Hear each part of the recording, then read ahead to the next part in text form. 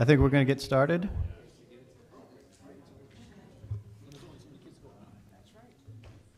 Are we all set? Perfect. All right.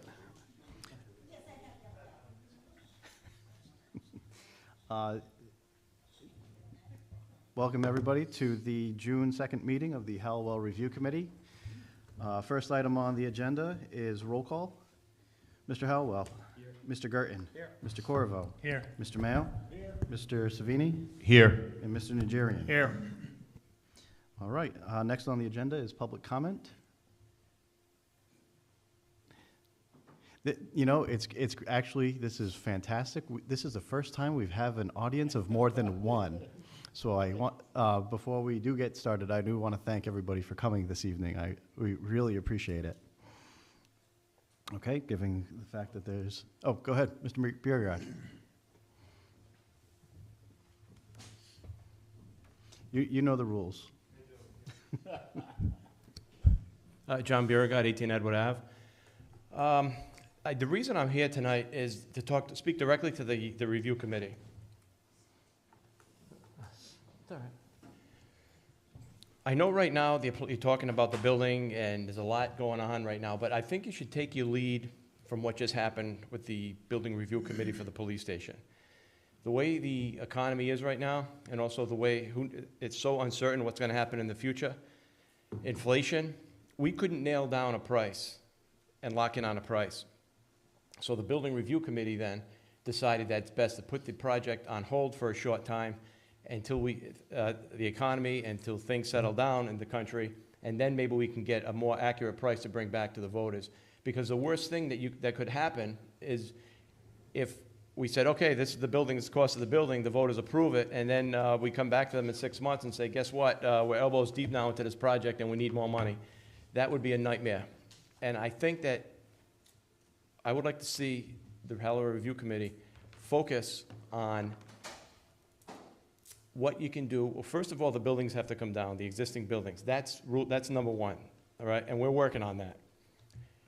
That aside, I think you should really focus your attention on what we can do with that property without a building, all right?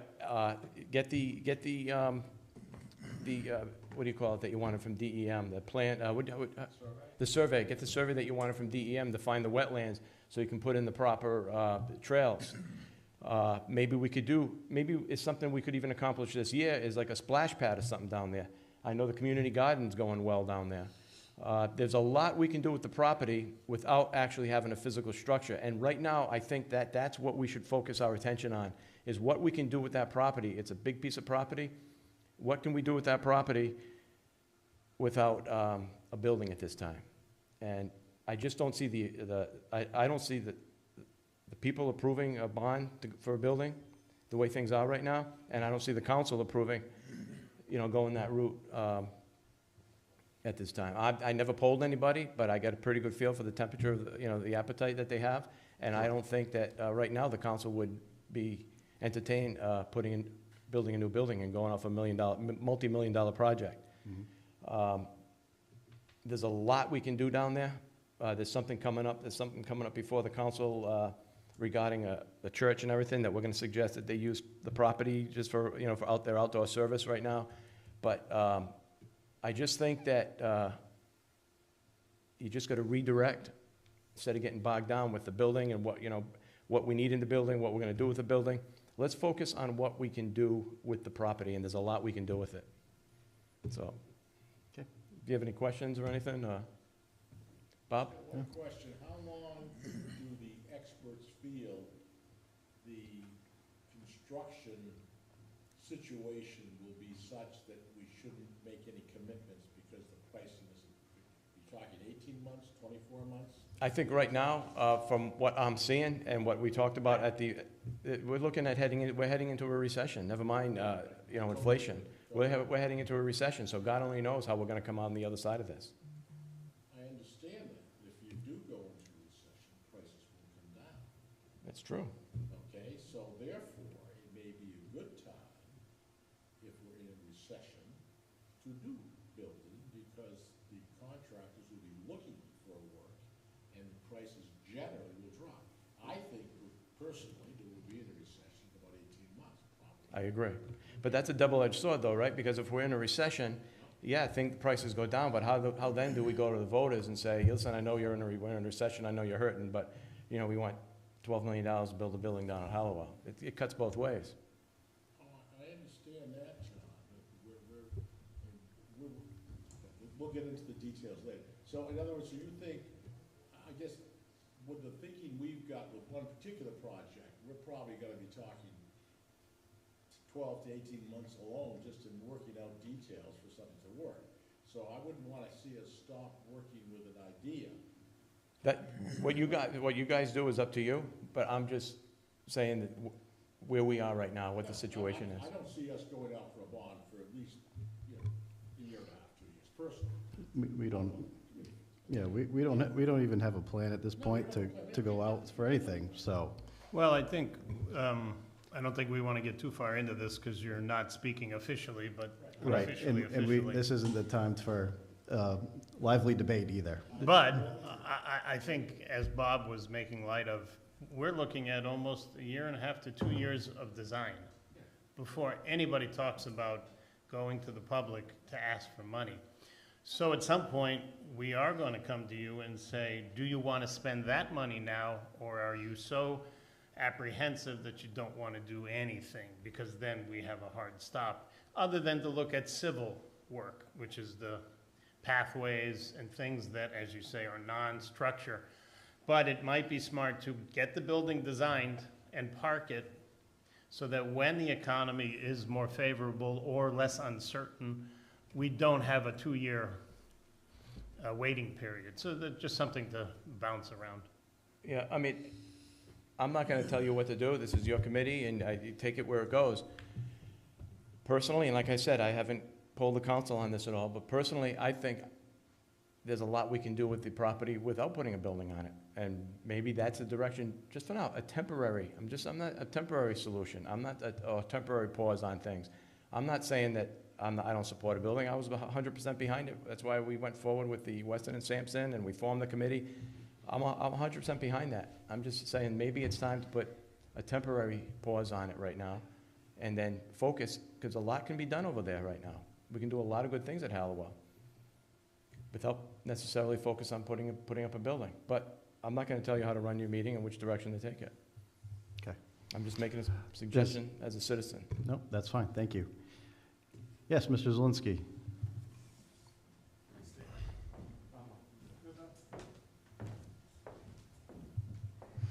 Thank you. I saw a lot of heads nodding. Abatement's gonna be the #1 thing. Those buildings have to come down. There's 4-legged critters in there. I worry more about the 2-legged critters in there. So that's job #1.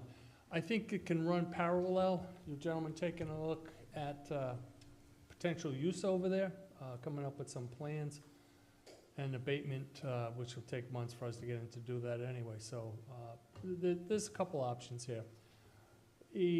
One of the things, and I'm going to speak out of turn, I know that Council Vice President Alves has always been a proponent of having a skating rink. And that'd be a great location, maybe just off the top of my head, maybe where the basketball courts are, to set up one of those little temporary skating rinks in the wintertime, throw some water in there, kids can go down and skate and play hockey. There's a lot of quick, measurable short gains that we can do. So again, it's going to be up to you gentlemen to make those opinions to the town council. So thank you. Paul? Could you give us any kind of time frame as far as demo goes? Can we expect that those buildings could be down by the end of the year? Yeah, Director Pendergast has had recent conversation with the abatement company, and we're looking to, like everything else, or all this we're out the money out there. It may not be the right time to demo it right now. So we're going to have to see when we get the best bang for the buck, to quote Eisenhower. We'll see. But I don't think it's that far off. And are we going to have enough money? I think we've got less than $400,000 right now because we used money for the engineering, the architectural that was going on over there. So I just think that it's what we used to call an attractive nuisance. It's a problem waiting to happen. So it's a step. I don't foresee it going. probably in the fall at the earliest. You know, when the weather changes, that's usually when those things happen. Ray, is there anything you want to add? No, I mean, the process is already moving along. Yeah. RFP is almost completed. We have a timetable through the Department of Health, which you're aware of. So, we're looking to see what the prices are gonna come in at, and then we'll have to take a look at what those prices are, and then deal with the Department of Health. So we're kinda looking, focusing, as the administrator says, towards the fall, on any demolition, pavement demolition at this time. Thank you. Anything else? Thank you. All right. Anybody else for public comment? All right. So just a few housekeeping items. Number 3 is review and approval of the draft meeting minutes from April 21st and May 5th. So I'd be looking for you folks to take a look at those. Any comments, corrections? Otherwise, be looking for a motion to Make approve a them. motion to accept. Okay, we have a motion to accept and a second from Mr. Mayo. Rob, is that motion all, both of them? For both the 21st and the 5th. Okay, all right. All in favor? All right, those are good to go. So the more exciting part of this evening is item number 4 for discussion, consideration, and action, community partnerships. We have invited quite a few groups here that we have felt would be most beneficial to help us move things along, provide some ideas about how they view the future of North Smithfield and what their goals and aspirations are, and how Halliwell could potentially help reach those goals and provide spaces for folks to be able to have senior citizen classes, have a community garden, permanent community garden, to do public arts with classrooms, and potential library expansion because you're maxed out at your current location. So we've invited you all here. I did email out some prompts. I'll let the committee know that I've written out what programs these groups host now, how much space you need for those programs, what programs you'd like to see expanded and offered in the future, what spaces might help facilitate those programs, and in the end, really start to look at this, how we could potentially start to use this as a foundation to build a building program of a community center. We do have on our list here, so Mrs. Tebow, I'd certainly invite you up to the podium, introduce yourself, explain anything that you think that would be helpful for us to help formulate what this, what's going to go down at Halliwell. Once again, you can't see me beyond here, so is it okay can I move this? When you're vertically challenged, you stand to the side. I'm Linda Tebow, 83 St. Paul Street in North Smithfield. I'm also the chairman of the Senior Citizen Advisory Committee. And we've been busy. We have been quite busy. They all couldn't be here tonight, but the mission of our committee is to provide programs and services for seniors in all of Northern Rhode Island, in North Smithfield. I'm sorry, I always say all of Northern Rhode Island, in North Smithfield. And to designate a place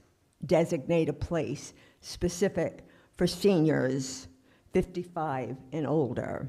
So we've been quite busy right along. We've been having meetings, but we don't have a meeting if we don't have anything to put on the agenda. So that's how I like to conduct business. One of the things that we've been doing, we have already been working very hard with the seniors in North Smithfield, currently through a grant from Aging Well, Inc., we were able to provide 8 classes a week at Scouters Hall, and 7 exercise classes and 1 meditation class. Plus we've had things like Safe Driver, AAA Safe Driver going on there as well. I wish you had all been at the town council meeting when I did a presentation on this. So we've been doing that. Unfortunately, the grant did, we used up all the money there was, and the town council was kind enough to come up with the monies that we needed to keep those classes going. Right now, we have 7 classes going there at Scouters Hall, a meditation class, we have line dancing, we have Zumba, we have ballroom dancing, chair exercise classes, a whole bunch of stuff going on. And for the naysayers that think that people don't go to senior centers anymore, that it's a dirty word, I will tell you this, that we've been getting at least 84 people a week from North Smithfield and surrounding communities, actually, at Scouters.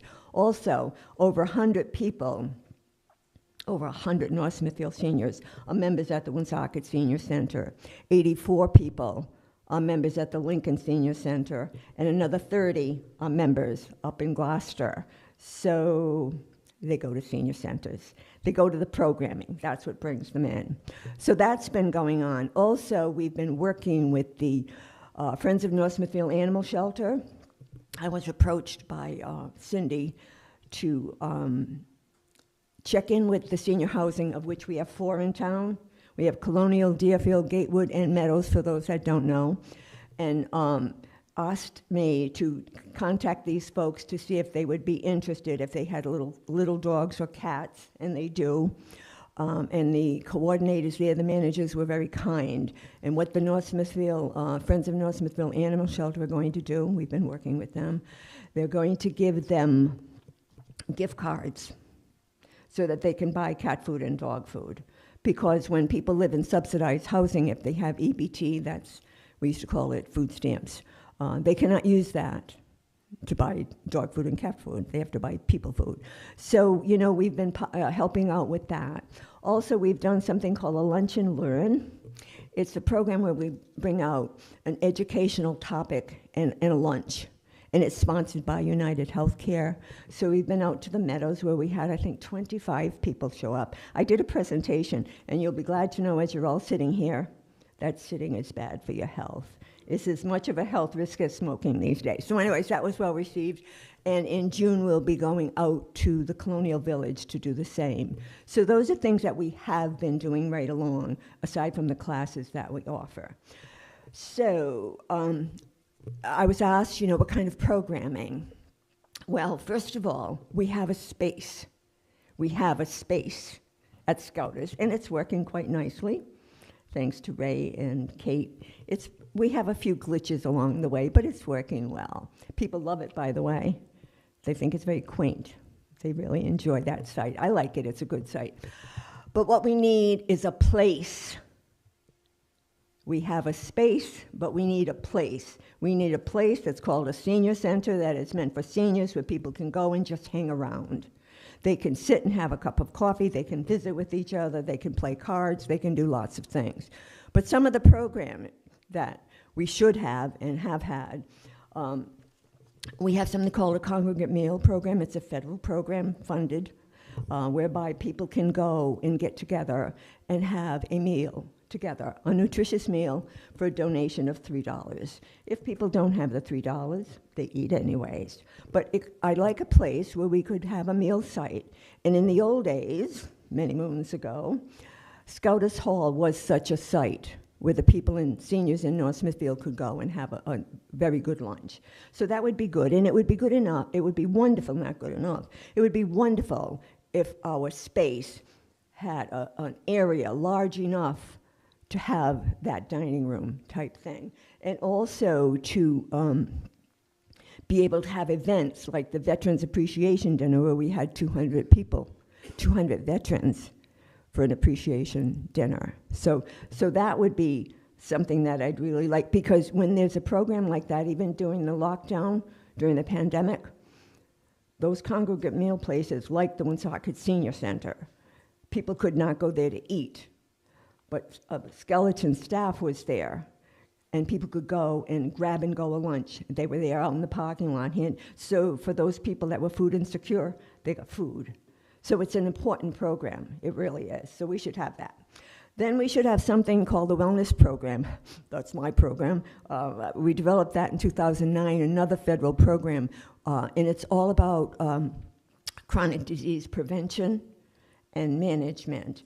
And out of that program, there's a lot of education that's given, and it would be nice if we could have a space for a nurse, because it's really, I can't tell you how many good things happened because the program had a nurse, where people could check in on them when they were well. So that there could be a clinic where a nurse could have blood pressure clinics and nurse consultations, and maybe a podiatrist, or immunization clinics, or bone density, or let me count the ways, but it's a good thing to have. Every senior center in this whole state should have a nurse on board.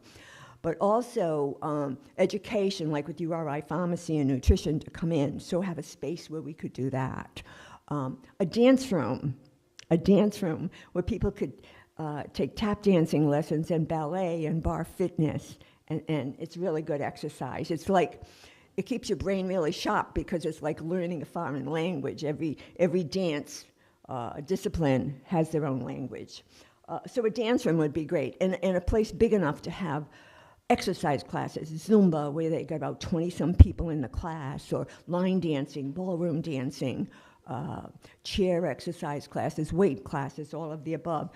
We used to have a water aerobics program, not with the Y, by the way, because they had insisted that our people had to have memberships before they could take part in an aerobic class. So we were with a different gym at the time. Now we're back with the Woonsocket YMCA, but they're charging people. Under 3B, we don't charge at all. It's a grant. So that would be a good thing. We also, an information specialist, we were able to have one here, right here, thanks to Paul Zelensky and his crew. An information specialist helps people with when they're first getting on Medicare, or if they need to apply for Medicaid, or if they want to change their secondary insurance, things like that. That's under another federal grant, but it's very valuable to seniors. Also, computer classes. You know, a room with computers in it would be really great. And we had somebody coming from URI, a grad student that came in, because especially, you know, the boomers are pretty good. And I don't consider myself one of those, but they're pretty good with computers. But those of us that are older are still learning, and so it's really good if we could have a computer room for that. Art classes, painting classes would be a wonderful thing to have right in our space. A thing for special events like the senior prom, a fashion show, the Veterans Dinner, as we talked about already, even some of the like Fancy Follies shows, so that we could have intergenerational events, which are really good. We worked with the Harris School, but we have, you know, our own schools here, where, you know, Halloween parties, Christmas parties, Flag Day. We've got a Flag Day coming up on the 14th of June, and the kids won't be there this year. It's kind of sad. But they learn so much from the seniors, and the seniors enjoy their company as well. And then we have interesting things at night, like we might have a sock hop or a luau or dinner shows and things like that. So that's all the things that it's a comprehensive plan. It's not, you know, we've been around for a while doing this business, and so we try to do whole mind, body, spirit thing. You know, the meditation classes have been very successful. And so that, I'll say it again, we already have a space, and we're grateful for that. And so we need a place, and we need to explore all options, you know, with grants that may be available or whatever. So, but thank you for your time. Thank you. Any questions? Good. No, I think the intent for at least on this side of the table tonight is for us just to listen. For those of you that Mrs. Tebow referenced a previous council meeting that was done on November 15th. It's on YouTube. I finally had a chance to. I caught it this afternoon right before I came here, and you know, I do want to underscore, you know, that some of the things that you said during this meeting and that meeting is that, you know, there are the multi-generational activities in addition to senior-specific activities, which I think we've been hearing a lot of. There's the multiple activities that you host through AgeWell, which I think can continue and would be wonderful to continue providing. And for those, 200, 220 residents that go elsewhere, we'd like to invite them back. And then some. And, you slipped and said Northern Rhode Island, and I think you were right on, that was a Freudian slip right there. Because I think, because there is the potential that this could become a regional facility that services more, focuses mainly on North Smithfield residents, but can also branch out to assist other communities as well. So I think, and we've been hearing that a lot. So I think your presentation tonight certainly underscored the need and the desire, and AgeWell has been running things very well from what I've been seeing. You haven't slowed down, and I applaud you for that. So that's me thanking you for what you're doing as well. Is there any questions from the board for Mrs. Tebow? Yeah, I just have one question. Are you missing out on grant opportunities because there is no building in the town that is labeled North Smithfield Senior Center? Yes, absolutely. The grant that we received, that put those extra classes up, we had 3 classes under the 3D, that was offered at Scouters Hall, 3. But because Northfield did not have a senior center, there was another grant that went out. And because Northfield didn't have a senior center, they offered it to Aging Well because they knew we already had a presence here. And that's how we were able to expand it to 8 classes a week. And that grant ran out. And, these classes were going so well, it was a shame to stop them. And the council was kind enough to come up with the monies that we needed to keep it going. And that money is for consults, for the people that do the classes. That's, and a little bit of it for administration, but, and $5 a week, that's it. If the building were a multi-use building, a community center, a multi-generational center, does that satisfy the need, or does it specifically have to be a senior center? Okay. It's specifically senior center, and that's why, I've been making this argument for a while now. But, I think they should, Jeff, would you agree they should watch the presentation? Yeah. Yeah. I did a PowerPoint presentation to the council because people don't understand. They have not a clue what goes on in a very good senior center. All of those things I talked about, they go on down there at the senior center. And we're trying to replicate that here. But you need the space. You need the space, And I'm telling you, the intergenerational stuff, we've done so much with that Harris School. They started coming down for Flag Day, and they came and they sang their songs and did flag etiquette. Then they folded the flag, 6 students with 6 veterans.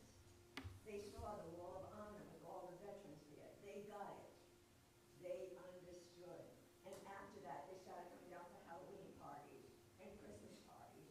And then they actually did a video publication interview of the veterans. They came up with the questions themselves. The tech department was wonderful. So just because it says senior center, it does not, we have our precepts when I'm in college, senior nursing students, one every semester so they can see public health and community health. We brought them on television with us. We worked with the Beacon Charter School. They come down from the culinary department and they serve the meals for the veterans dinner. So we've worked with URI Pharmacy, their grad students come. So it is intergenerational. It doesn't have to be a multi-generational place. It can happen in a senior center, a well-rounded senior center has all these things. Yeah, I was just, my former office used to be next to the Cranston Senior Center, so I'm well aware of the power of the senior center, and they'd have a pharmacist on hand, and they did meals every afternoon and sometimes at night, and they had a lot of programming going on.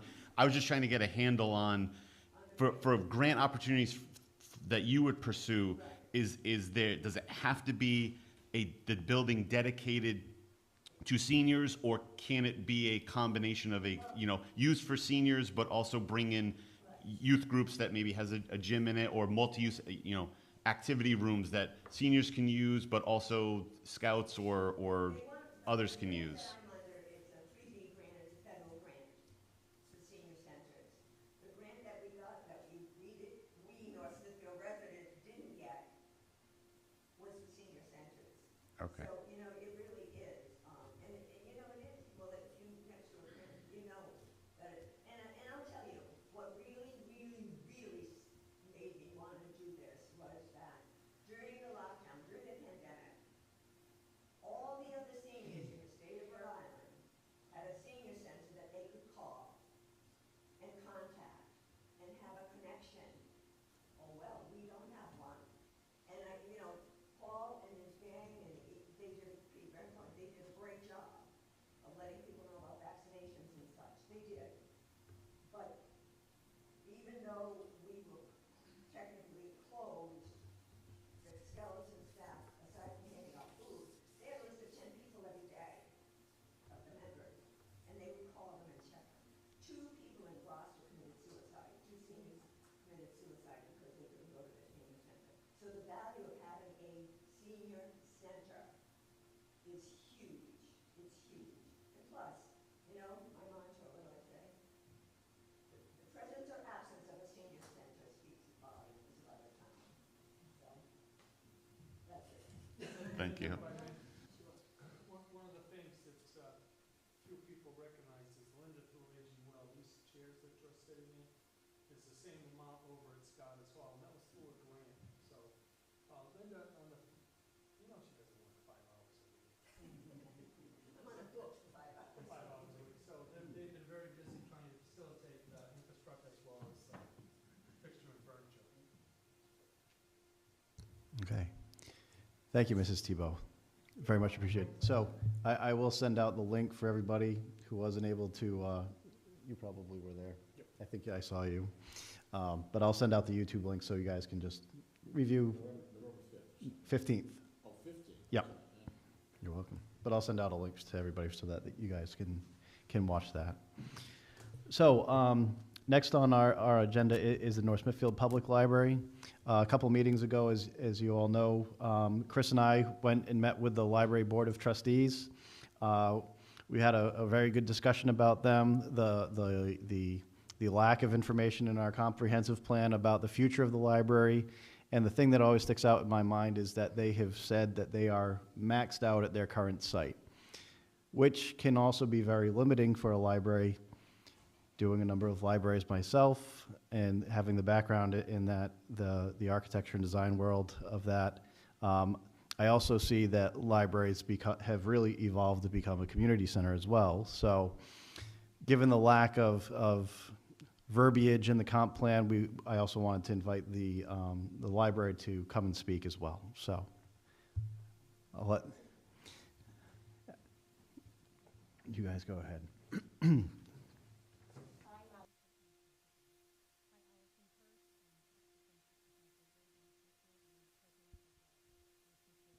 Public Library Board of Trustees. And I'm Sue Dubois, and I am the library director.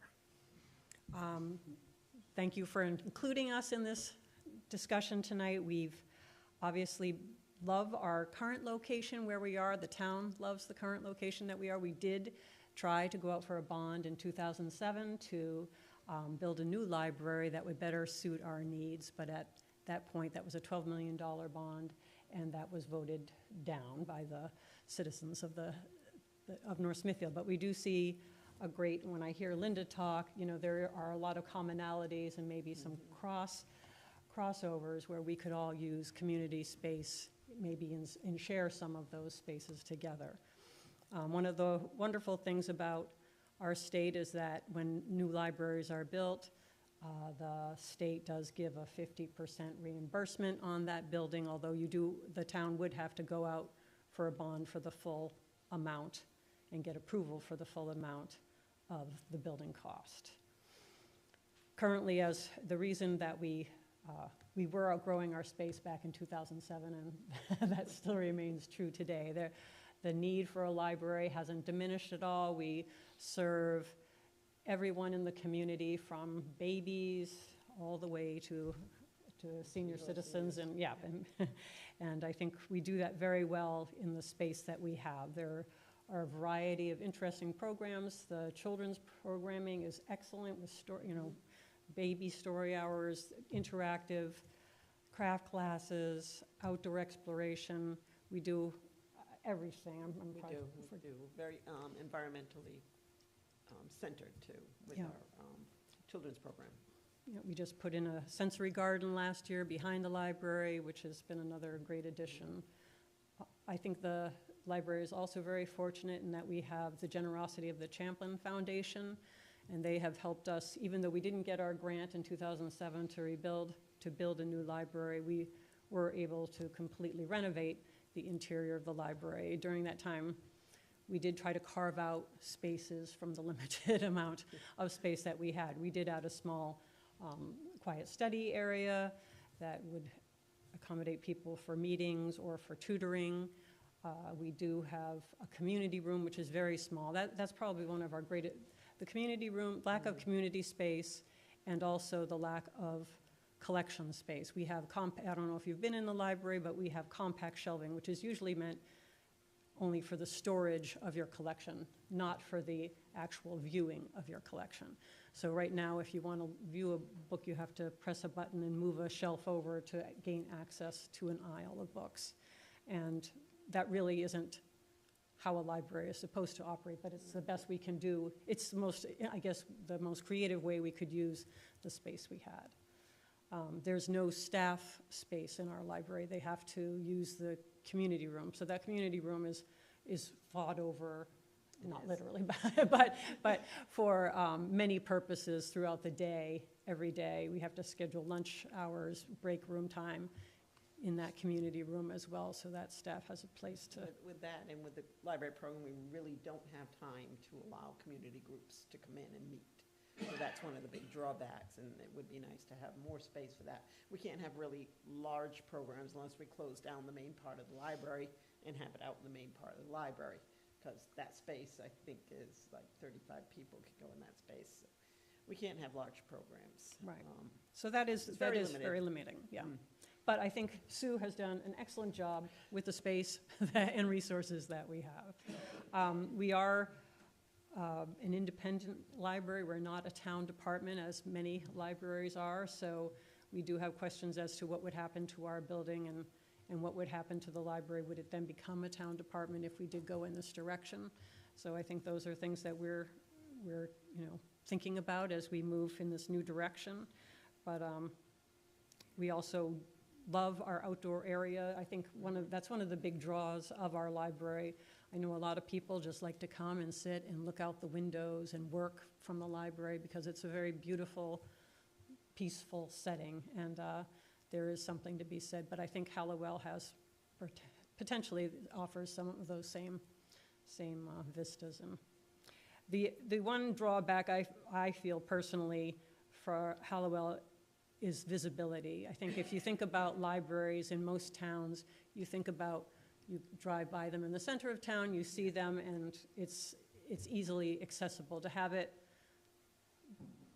removed from that main center of town would be one of the drawbacks to me. But other than that, but that's offset maybe by having the space that we finally would like to have. Anything else? No, I just, listen to about the senior center, and yeah, I think if you're doing a building and you're gonna incorporate a lot of different things, a library, a senior center, and that, there is a lot of space that we can kind of share, as far as like larger rooms and meeting rooms and, rooms for events and stuff like that. So I'm thinking that there's probably, Dual purposes that we can use where, there'd just be the scheduling of the rooms, so everybody gets a chance to use them, so, anyway, some of the larger rooms, that is, not the smaller programming rooms, but the larger, kind of spaces. That'd be kind of interesting to do.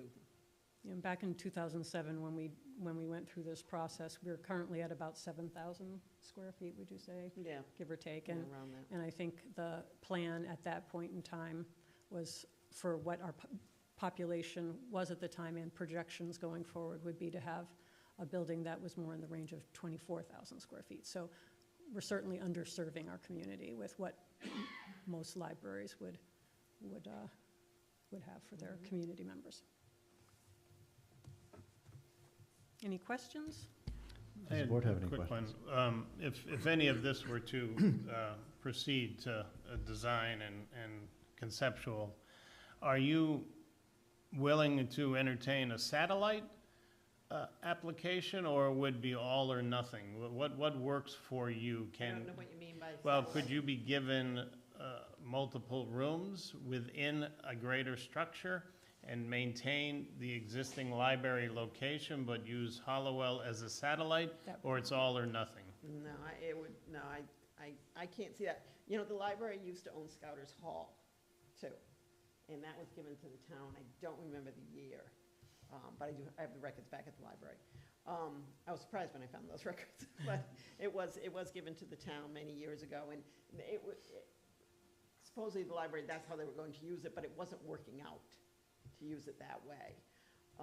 When you do something like that with a satellite, that means some of your library staff has to be off-site too.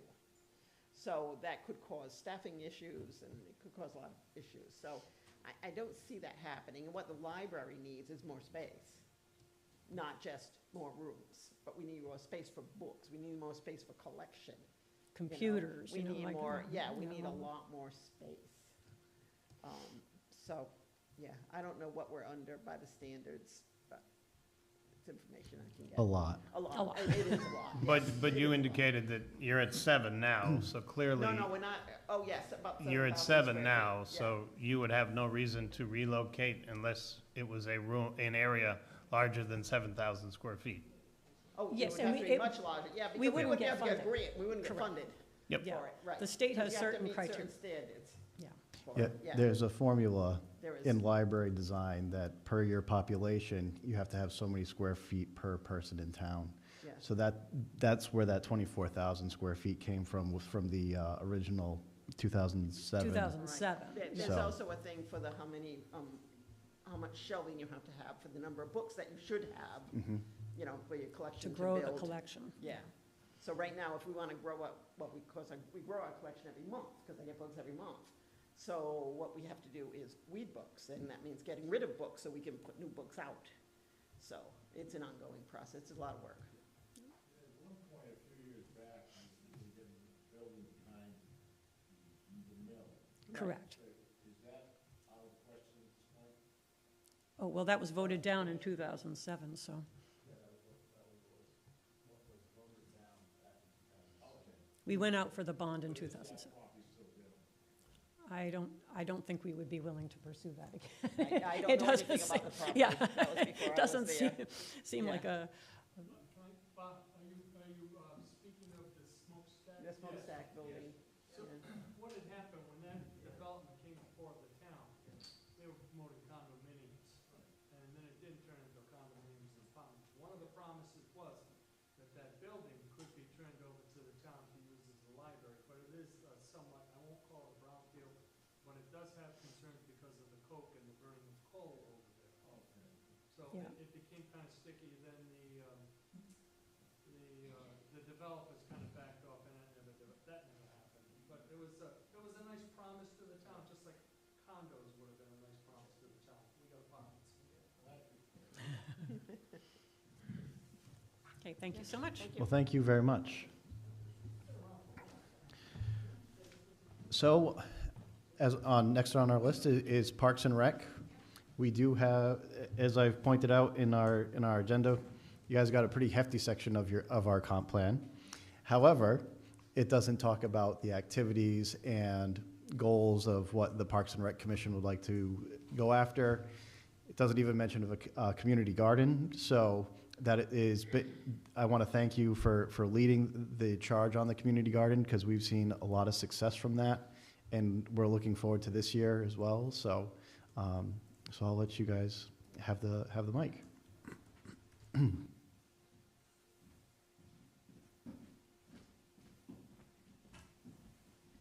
Cheryl Marandola, 1780 Pound Hill, Chair of Parks and Rec, and Anne is snickering. I'm laughing because I just came out of the garden and I can hardly move.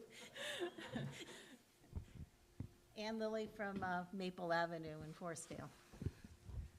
So I can certainly kick us off on what we've been up to. I think we've been thinking pretty broadly over the last year or so about the recreation part of Parks and Recreation. So as we've talked about, we have the community garden down at Halliwell. We have the upper garden by the cafetorium, I believe we call it, and now with the impending demolition of the old buildings, whenever that happens, we just have been shoveling our hearts out to get the beds set up at the lower garden.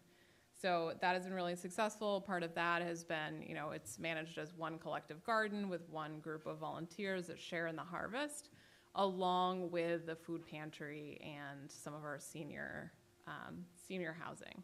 So we do share that harvest, which has been really successful. Last year we had more than we knew what to do with, and now we have 2 gardens. So we have our work cut out for us. Anne's been working to make the deliveries to the senior housing a little bit more organized, where they were a little bit more like ad hoc last year when we had extra and Anne was throwing zucchinis out the window. So that's been great. So we would certainly love to continue to be able to use the Halliwell property for that purpose, to make sure that we have, you know, enough square footage for a garden to continue to share in the harvest with volunteers, as well as the food pantry and senior housing. So we would love to continue that. Certainly really very interested in anything we could do. It's a large piece of property. If there's any use for hiking trails or walking trails, that's something we would really love. And I think, you know, Anne can talk a little bit more. Anne is a fountain of ideas, and I think there are a lot of things that if we did have the space in terms of cooking classes and art classes, everything from canning to bread baking, beekeeping, I think there's a lot of different classes. If we had more space to facilitate it, we would love to do so. Anne will also probably tell you about grand visions of farm-to-table dinners, but I will turn that over to Anne to share her vision. I think, you know, as we would be able to get access to more space, I think we, as a committee, have lots of ideas that we would be able to partner with other town organizations to fill that space and continue to build on our platform of recreation. Was that it? No, I was just going to mention also, there's a lot of other groups in our town. We have a quilting guild who is looking for a home to have their meetings and their sewing. They currently rent space out of the Congregational church. My neighbor is with the youth soccer. They have a hard time finding a place to meet. So there's a lot of groups in town that really need that community space so they can have meetings and get together. And you know, these are groups that are here now. Who knows, in the future there may be groups that may form, robotics people or who knows what. But we need to give the space, that community room space for people to meet and to build that community together by doing things. One of the things I have noticed is I'm down there in the lower garden, which is on the playground.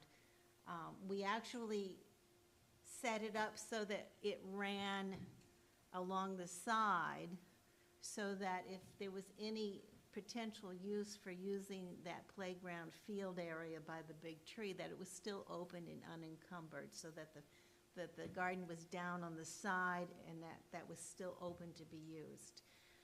But I keep looking up at that building that's now is a 2-story facade that you see, and I keep thinking, wouldn't it be great if we had an upper level off the top parking lot for the seniors and a lower level off the back end that could be used for other things? That there's a way of structuring the building to be multi-use by having that different, you know, different levels. because the site lends itself to doing that. But there's just so many things that we could do if we had the space. Art classes needs to have that messy concrete floor and locked storage, because art materials are so darn expensive. You don't want everyone just going in there and using your watercolor paper for tic-tac-toe. But, so there's so many things we could use, but I'm seeing these Venn diagram overlaps where there's all these overlaps that are happening. And I think we could really Lego build something in components that would serve so many needs. And I think we would be loved to come up with programming to fill some of those spaces. Yeah, I think the biggest thing is the kitchen. That we've talked about different classes in the past, and just having that kitchen space with ovens and stuff like that we could facilitate different cooking classes. I mean, we could do canning with vegetables from the garden or things like that. I think there's a lot of opportunity, and I think when we think about some of the spaces, the sort of blank spaces we might be able to get our hands on in town, I think that kitchen aspect is a missing piece for us. A huge missing piece. So when we're working with the food pantry, we had sent vegetables over last year that they never used because they didn't know how to cook them. So having cooking classes that, we're going to have more beans than we know what to do with. How do we blanch and freeze them? How do we, prepare our foods and maybe make homemade salad dressings or whatever. But we could really expand our local food system by being able to cook and learn how to cook those things. So a commercial kitchen would serve such great things for dinners. If the scouts want to have a pasta dinner, they can use that, stuff like that. I think a commercial kitchen would be great. That's it. Awesome. Thank you. I have a question, if I could. And I apologize if you already alluded to it, but I see where you're instituting a pickleball program, which I think is fantastic. So the tennis courts at the high school we utilize to put in some pickleball courts. If you look at the inventory of what we have in town for recreational facilities, we've got 2 basketball courts at the Veterans Memorial Stadium area. We've got one, is that one still functional at Pacheco? Is that the basketball court? Just redid it, it's brand new. Well, tennis, now combination tennis, pickleball. So those basketball courts at Halliwell have basically been in a state of disrepair for a very long time. Somebody was actually playing on them this past week, believe it or not. That's right. As Mr. Birgott mentioned, maybe in the short term, if something could be done to rehab, refurbish, beyond pickleball, maybe we could look at some other programs, some other recreational programs for, what might not be a lot of money and bring some immediate value to the Halliwell property for an area that's been extremely underutilized for quite a while. Yeah, so, agreed. And just a thought, if there are other programs you folks could promote, hopefully pickleball really takes off and we need more room, right? Whatever it is. Yeah. I don't know if it was Ray or Paul who mentioned that. I don't know, maybe it's street hockey, maybe it's whatever it is that can be used on a hard court to promote recreation can only be a plus. Yeah, I agree. And we could even, honestly, if we go in the direction that John was speaking earlier and we use the property in advance of a building. I mean, when we were holding yoga classes last year, we were holding them out here because there really isn't a space at Halliwell, and that would have been great. But we held them here, which is lovely, under the Dawn Redwood tree. But I think there are lots of opportunities that we could use, sort of multi-purpose, open space, or rehabbing the basketball courts. Because we do. I mean, we have Pacheco Park, but it's one park. So I think the more we could expand that open space, we would certainly be happy to develop programs to take advantage of that. Great, thank you. Can I say something? So, there is one idea if you have surplus, and I love the idea of the farm-to-table meal. I know that they do something kind of similar, I think the end of the summer, I think this year was the second year, where they did Dinner Under the Stars. Stars, yes. And that was great, but I've done 2 farm-to-table dinners where I've paid, $100 a ticket. And the one that I enjoyed the most was when, prior to the event, you'd actually go there and they would describe kind of what the meal was going to entail, and then you'd actually go and pick the stuff in a basket and then hand it to the chef. And it was all done on an open fire, open flame, and you can rent equipment like that. But I could see you doing something like that, either on Halliwell property, and you do it at night so it doesn't look as desolate. Yeah. Or maybe right as the sun's going down, you get that nice ambience. But I would look at that as an awesome opportunity where you could make something that normally nobody would go down there at this point, Right. to now bringing people down there, Yeah. and be able to see what you guys are doing and supporting it. I think, a similar idea is, Woonsocket has an outdoor pizza oven. I think Ann and I were scheming for a little while last year, like, what would we do if we had a pizza oven down here? It's another example. That's relatively simple in the grand scheme of farm to table, but if you could have, a pizza oven and go pick your peppers from the garden, that sort of thing. I think if you did something like that, you'd have no problem selling tickets, and you'd have no problem using the vegetables. Yeah. And the fruit or whatever you have down there. Yeah. Don't get Ann started. Yeah. Come on down and help. Well, if you have it, I'll go down and pick my dinner, and then. I have a question for you guys. Yeah. Somewhat on topic, but a little bit off topic. What is the status of when I was a kid, there was 3 of them, or maybe even more. There was Milton Ave, St. Paul, and behind the police station, parks. The mini parks? The mini parks. Yeah.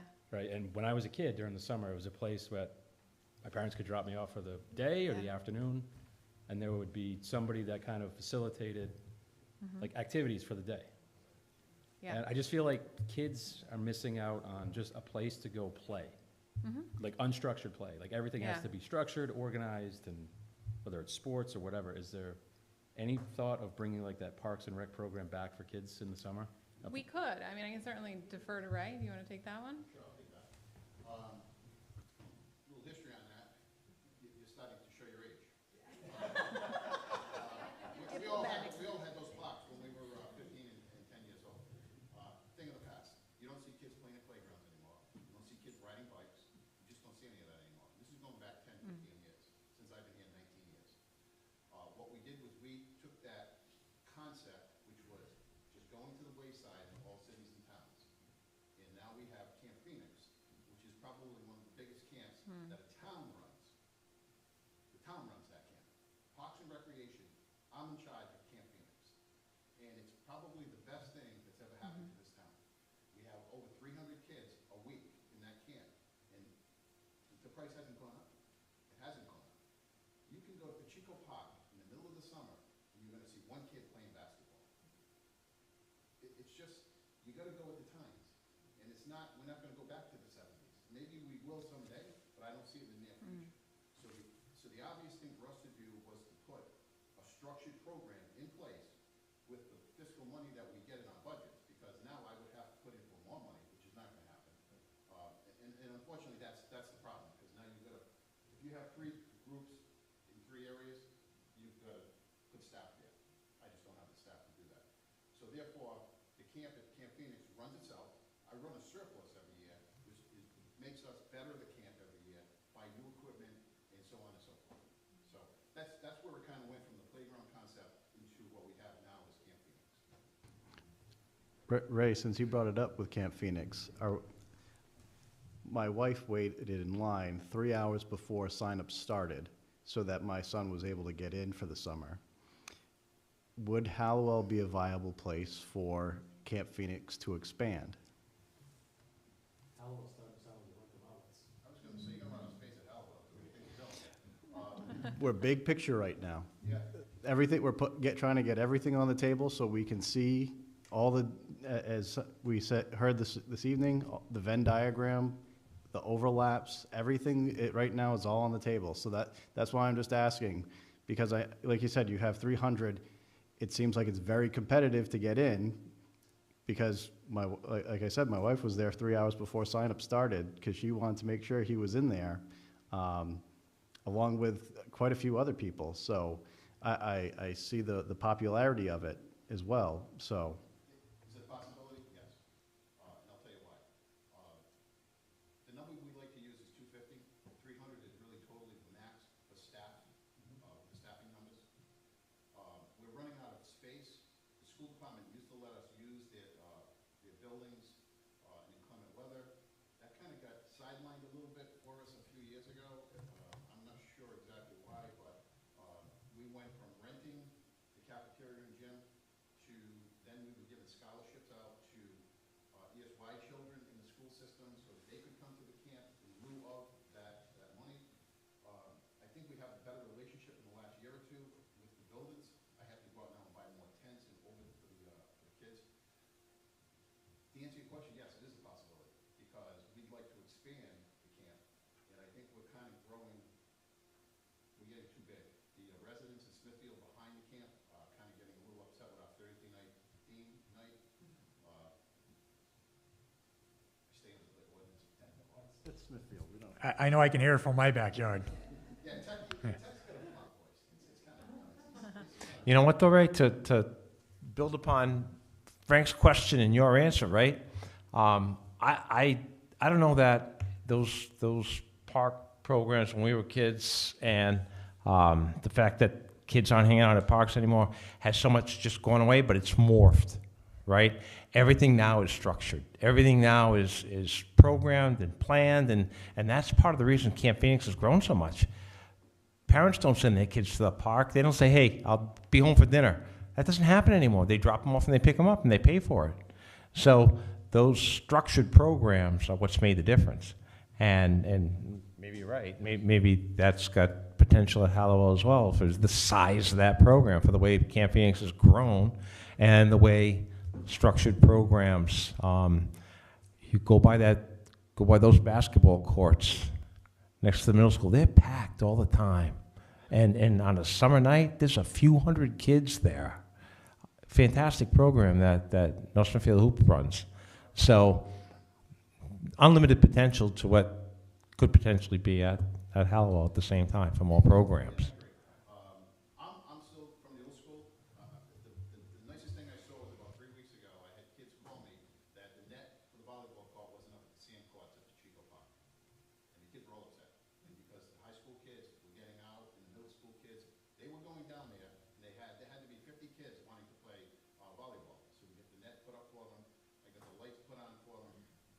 I was actually happy that these kids are not in a structured program, that they actually got in their cars and bikes and came down and were playing basketball and playing volleyball. It made me feel good because it is bringing us back to the old days of that, hey, let's just get on out and go and play basketball or whatever. So a combination of the structure and unstructured is a nice thing to see in town. So. All right, thank you all. So Conservation Commission is not here this evening, so we will skip right over them and head over to Public Arts Advisory Committee. One of the reasons why I personally felt that the Public Arts Committee could really help us out here was not only the art classes that have been mentioned, but also actually getting some artwork, some sculptural work down at the property, having some events where we can do lots of things with art. You know, it's almost like limitless possibilities. So again, that's why. And you guys don't have any pages in the comp plan. So I'm serving kind of dual purposes here for both my roles. I'd also like to hear what the Public Arts Advisory Committee wants to see in the future of the town as well.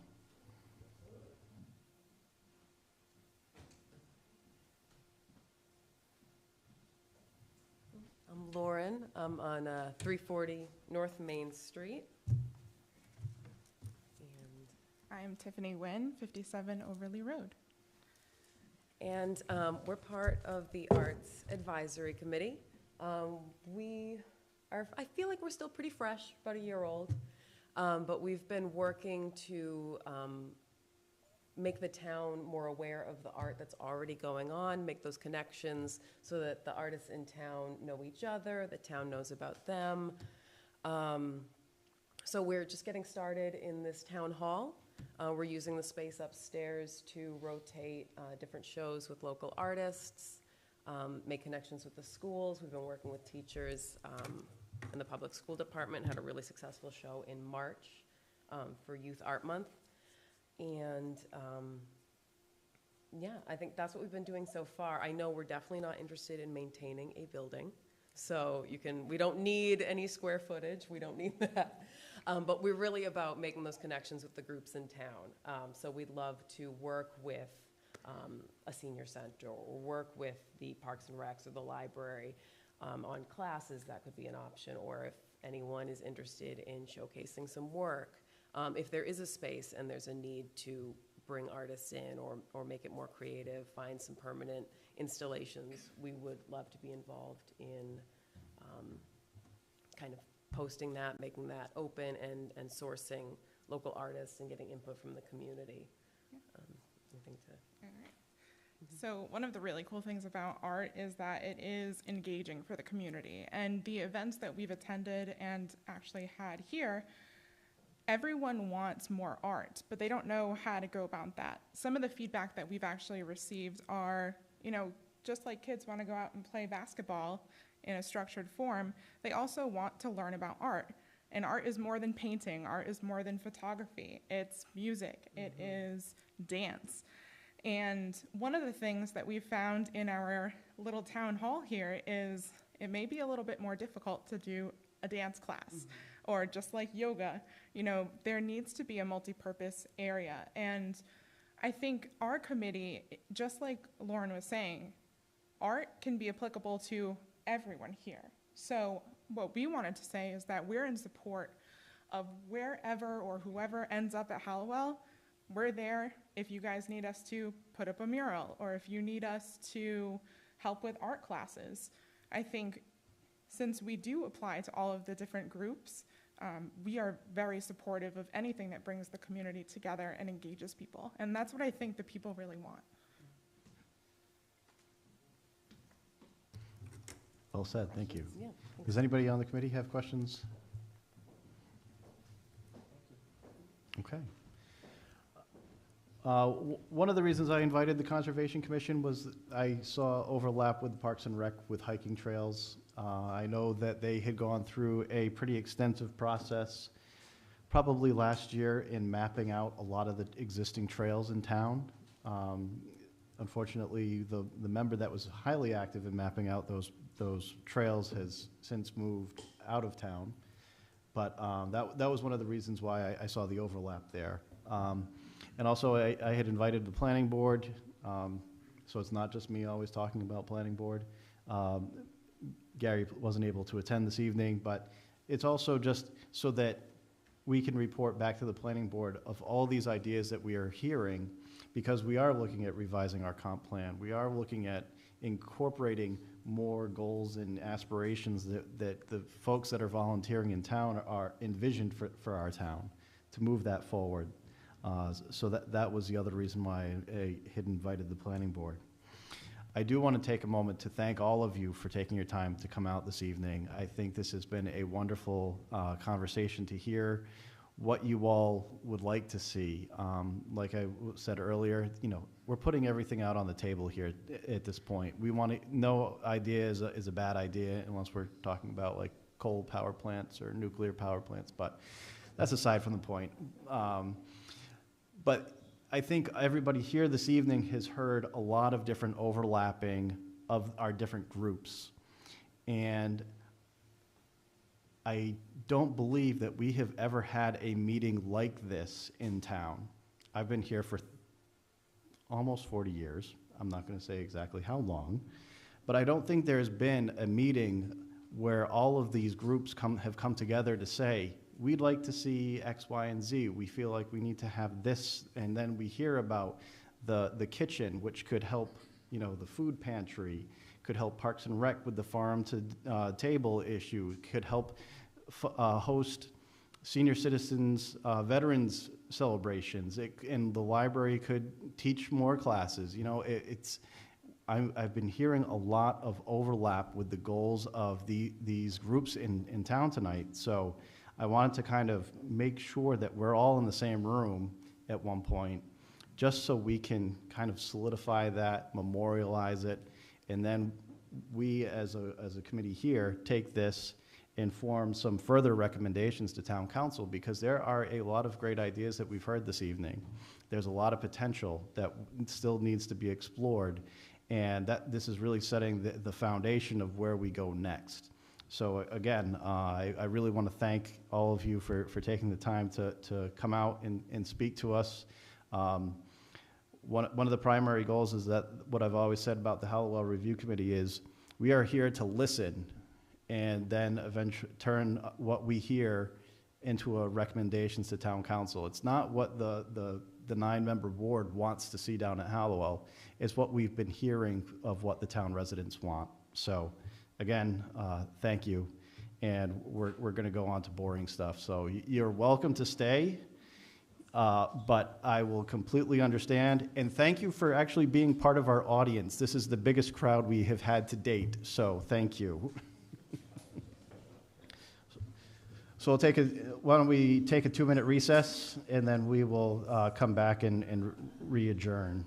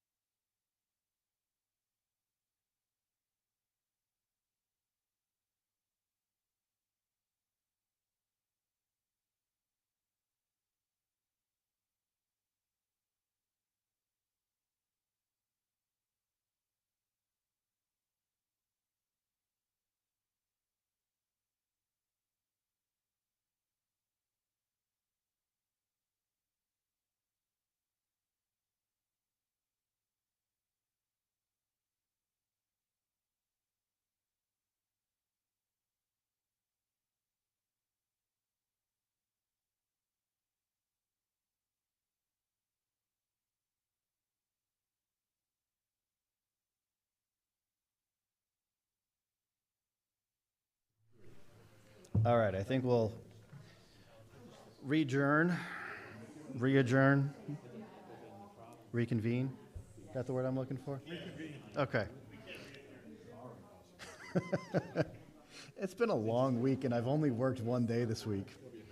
All right. I'm sorry, excuse me, sir. That's all right. You're excused. Sorry I questioned so strongly.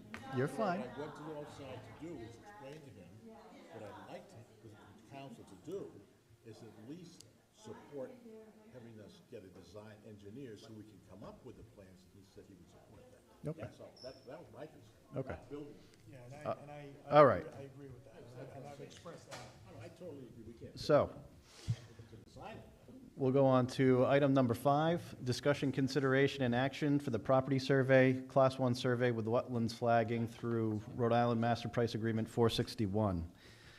I had a conversation with our town planner in kind of trying to ascertain a cost of what a full survey would be down at the property, including the wetlands flagging, and he had estimated between $15,000 and $20,000, which would be under the threshold to actually just go out for the master price agreement. I know we talked about the Class 1 survey at length at our last meeting. So ideally, what I would just like to do for this evening is simply make a motion, and I'll actually make this motion, that we recommend to town council that, how do I want to word this? That we request the town planner put together an request for proposals for a Class 1 survey with wetlands flagging to be distributed through potential bidders on through the master price agreement at 461. Jeff, could we, it may or may not be inclusive in a traditional Class 1 survey, but if we're going to pay them, then we should get topographical topography existing of the areas where there are currently structures in that general area, because that's worth a lot of money. It tells us the reality of highs and lows. And we should also have them map out existing infrastructure and trace it all back so we know what is on property, where it terminates, where it starts. I'm 100% in favor. This is the beginning. We can do nothing without this. I think we heard from the town council president that that's something they support anyway. So why wouldn't we ask that they move forward with that and provide us with the ability of having discussions around what in the short term, as was mentioned, could be done with the property in relation to walking trails, in relation to whatever improvements, and especially in relation to what could be done via DEM approval, right? So this will give us a roadmap to have that discussion with anyone that is in a position of approval, review and approval. However, once we approve this, and if they issue it, then we also need an RFP for a civil engineering firm to start to focus on that type of activity, you know. But then again, I think the next step you want to take is to ask them for an RFP to start the design on the entire envelope. All we really heard from John's official comments, and Steve, you may share or you may have difference, is it's no great revelation, meaning I'm 100%. We need to start the design, and then we have a hard stop. If the design is completed, your expenditure is the design money. If the economic climate is such that the council then says no, then you get a hard stop, but everything is done and ready. So and if you're fortunate enough, while you're doing that design, which is going to chew up at least a year, economic opportunity may represent itself. And so what would we rather? Kick it around, huddle and diddle and daddle, and build a trail, and then we find that, you know what, all these naysayers and doomsayers were off, the economy moderated, but we're still a year and a half behind in design because we held up. So there's the judgment day, is we have Jeff, in 20 minutes, if he went back to his office, could probably design a building, base level, commercial kitchens, multifunction rooms, meeting rooms, et cetera, et cetera. We all heard it. We're almost there. So we need in my opinion, we need two. We need the survey RFP for the obvious. And then we need an RFP for the whole package of design of the outdoor activity and the structure. And then we present that to them, and they either say, you know what, no, we're not going to spend that money. Because if they don't, then we're just kind of spinning our wheels here. We got nothing to do. I mean, we need a civil engineer to design the trails.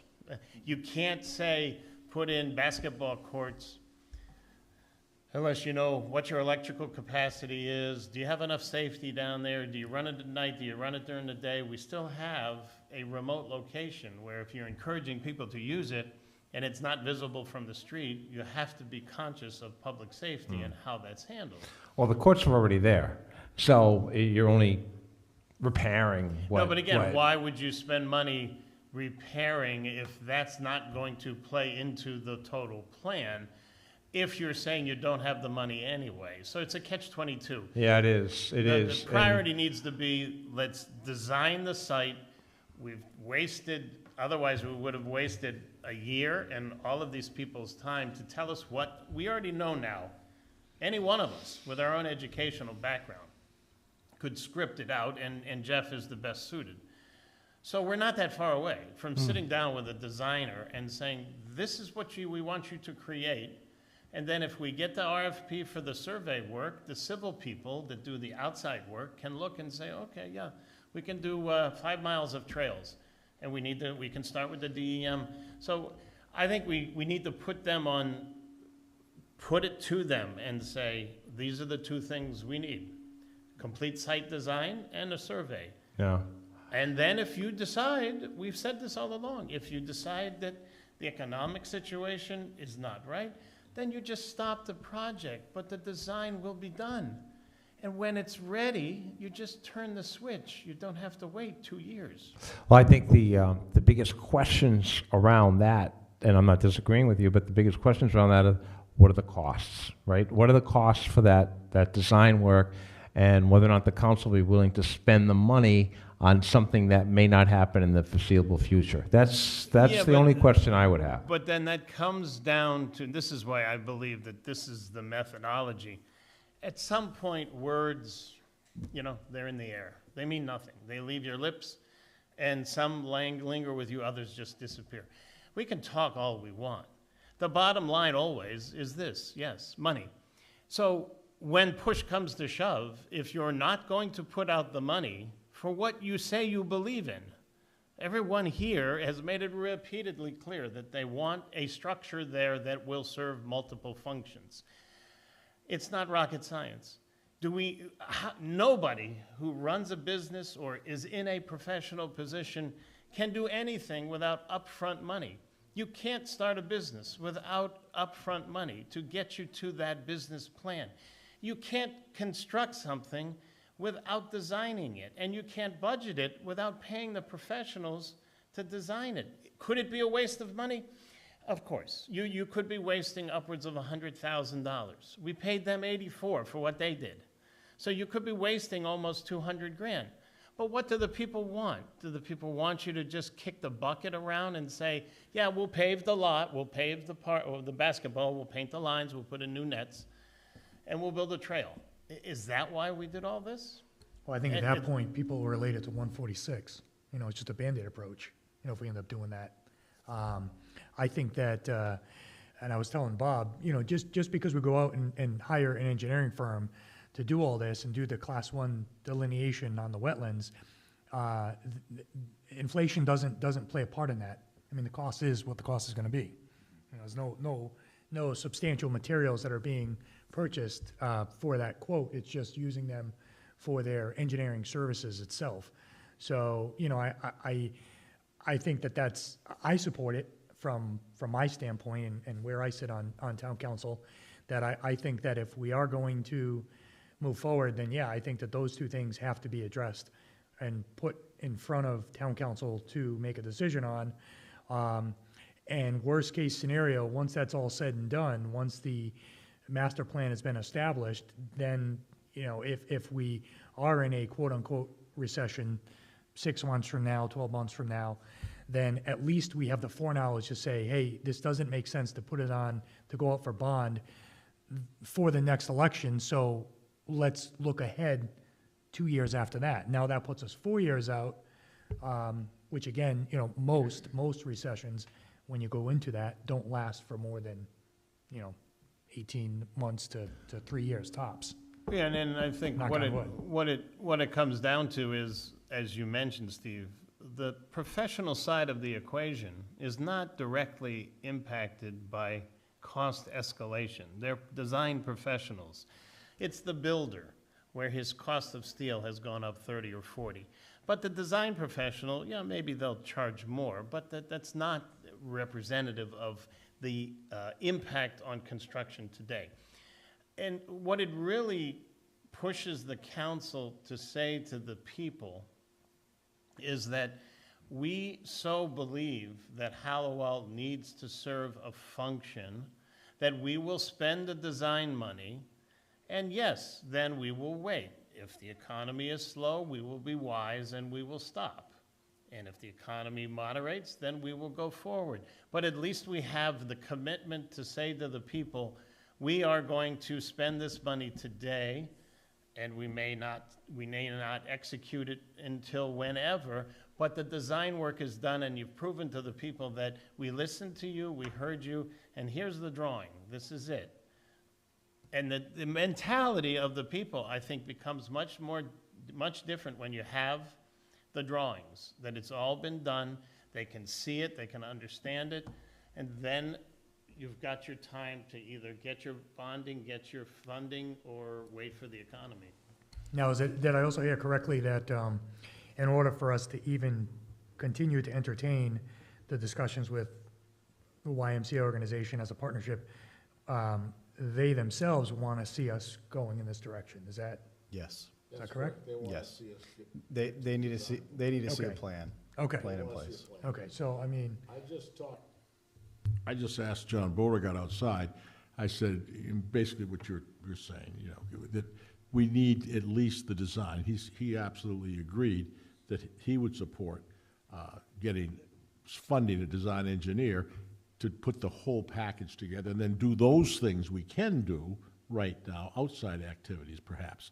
But he agreed that was important. So I don't think we'll have a problem. I wish you would have been a little bit more clear. He was a little bit vague on spending any more money. I understand. That's why I wanted clarification, and that's why I was getting a little frustrated with my discussion.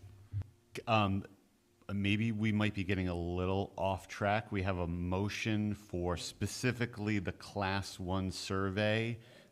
What we've talked about maybe falls under this topic number 6.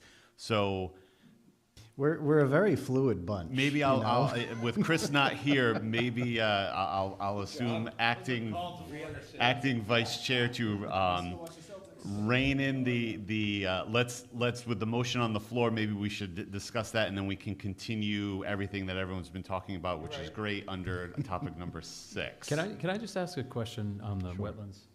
And yes, 'cause simple it's question. It's related. Yes, wetland related. What's the difference between what Weston and Sampson did related to wetland marking and delineations versus what we're now Wetland flagging.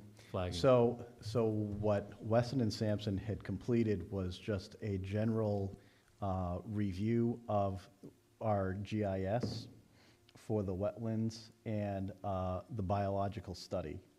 So if you recall in the Weston and Sampson report, there was the wetlands biological study. They had a registered biologist go out and actually identify where the wetlands were. They did not flag where the wetlands are. Part of a survey is actually putting in flags in the ground and then putting it onto a plan to say, this is exactly the extent of the wetlands. They did more of a generalization based on our GIS. So, with the motion on the floor and the discussion that has since ensued, I'm going to also amend my motion to say, to recommend to town council that we work with the town planner to provide and request for proposals through the state master price agreement with the inclusion of existing infrastructure, existing topography, and the wetlands flagging for the Class 1 survey. So that's a motion. Do I hear a second? Second. Okay, we have a second from Mr. Najarian. Discussion? Discussion with Mr. Corvo. I know one of the things, Jeff, that you had mentioned is the timing of a Class 1 survey. Obviously, you don't want to do it during the wet season in the spring, but then I'm assuming you also don't want to do it in the wet season of hurricane season in the late summer, early fall. So do we want to recommend to them, based on that clarification of when it would be most beneficial to get that done? October or maybe even August? I think August is pressing it a little too close, but. With Or the does wet it not season, matter? I don't believe it matters. It's not gonna, we know where the wetlands are. We know what our generalization, where the buffers are. So we know where the buildable area is, and that's gonna be far away from the wetlands to the easterly portion of the site. So I at this point, I don't think it's gonna matter one way or the other. Okay. Okay, so we have a motion and a second. Do I want to do a roll call? Are we all in favor? Aye. Aye. Okay. Perfect. All right, so that takes care of that agenda item. Item number 6, discussion, consideration, and action, review of the draft report to town council. Did you guys look at that?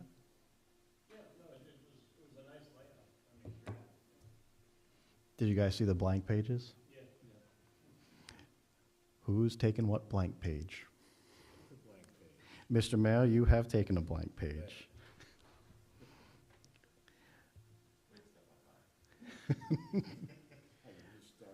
So, I can make notes based on senior, they've given us so much information. all right, so I have Mr. Najarian down for the Senior Citizen Advisory Committee. And to clarify, our intent is to summarize what each entity said would be their needs or desires or wants in a multifunctional structure, correct? Correct. So in the PDF that was forwarded along,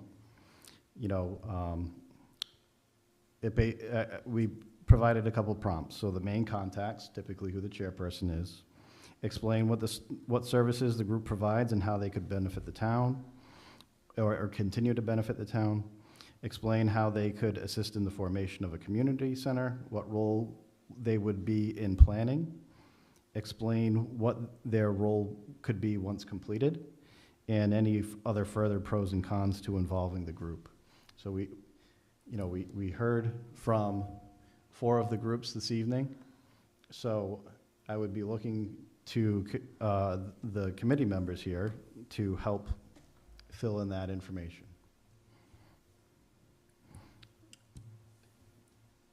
Not to throw a curveball at you, but if I'm sitting on the town council and I'm not as close to the work that we're doing on a monthly basis or regular basis,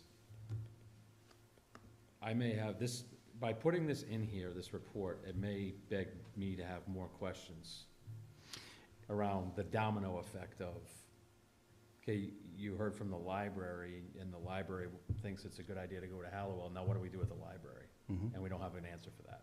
That's not our part, though. Understood, but it may confuse. Yep. I know it's not our part, but it may. And again, in the comprehensive plan, the library is mentioned specifically by saying that they could go down to the Andrews Mill site, which is on the other side of St. Paul Street, across the river from the fire station. Neighborhood Works of Rhode Island has purchased that building since. So that's no longer a viable option.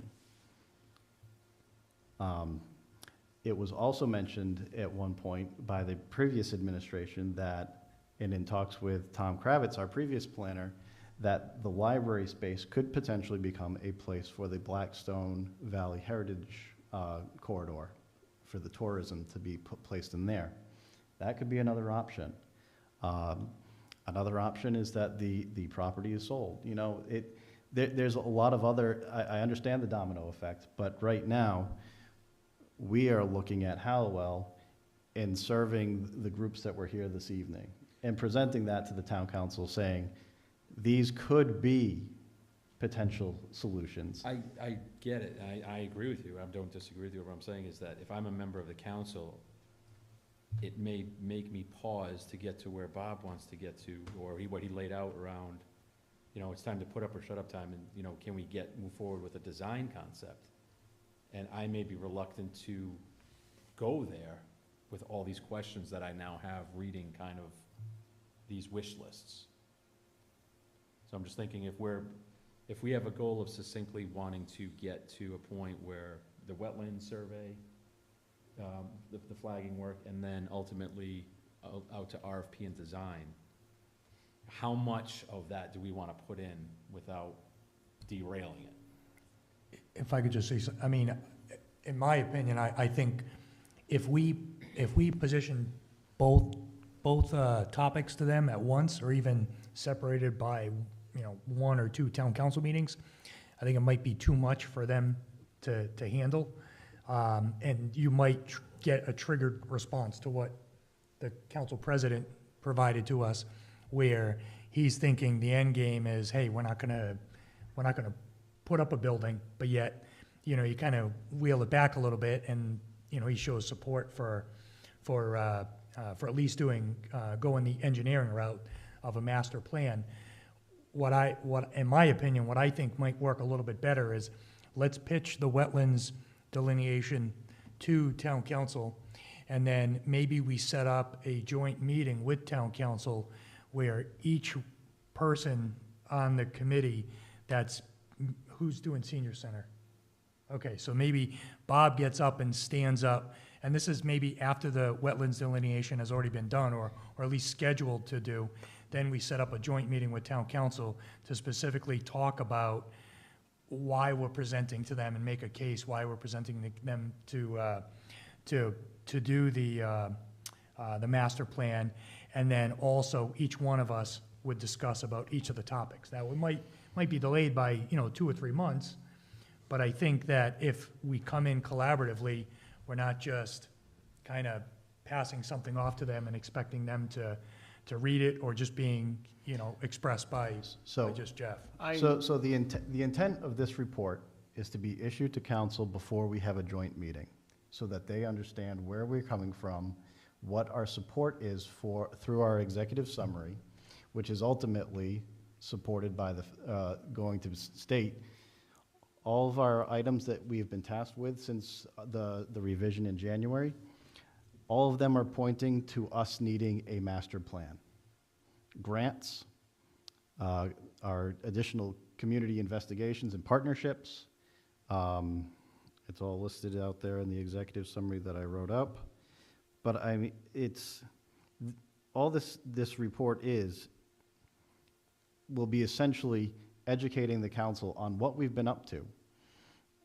Steve, I think at one of our last joint meetings, you had made mention, go in with thinking that they know absolutely nothing. Right. So that's where this report is going to come in, that we provide them with this report.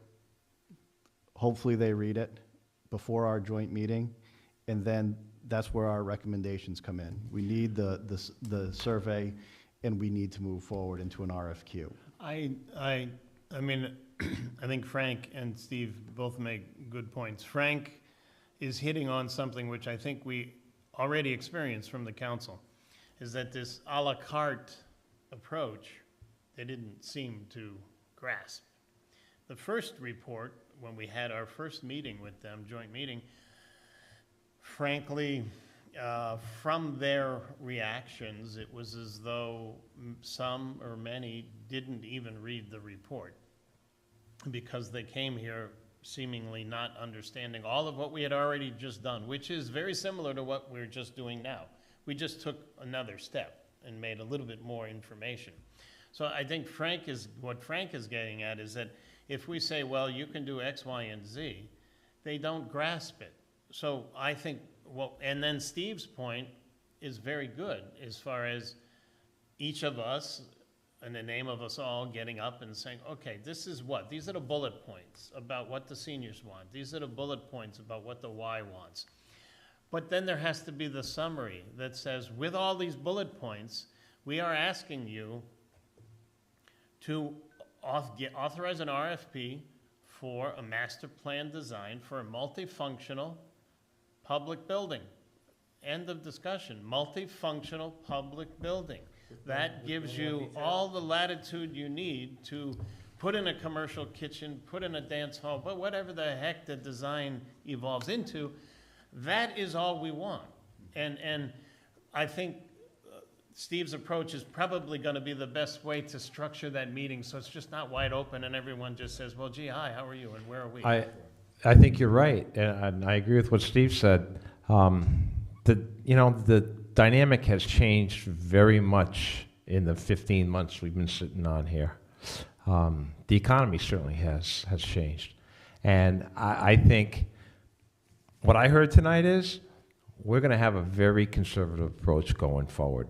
And I don't know if that's short term. I think they are going to look at every dime that's spent.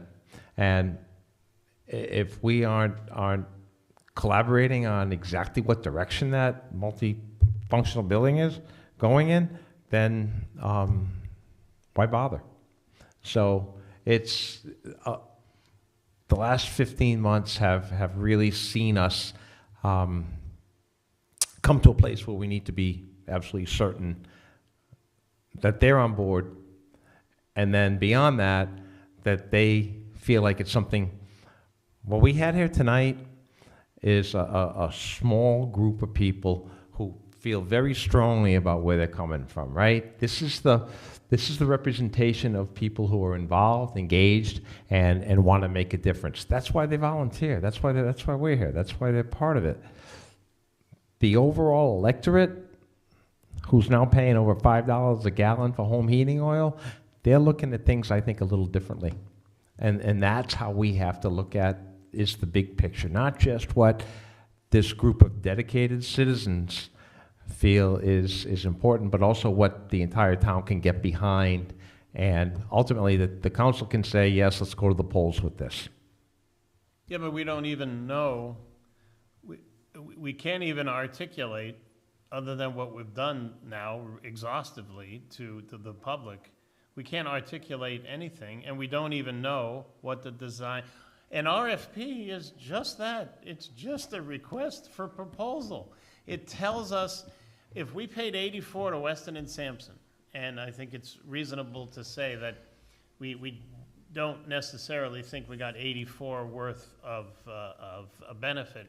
But if they were at 84 to do what they did, Jeff, in a moment, can probably confirm his ballpark estimate of, I don't know, 200,000 on the design side? I can probably, for a good master plan, we could probably be requesting 120 to 150,000. Yeah, so, but the point is, no matter the economy, and you're right, yes, things have evolved, and they could get worse or they could get better.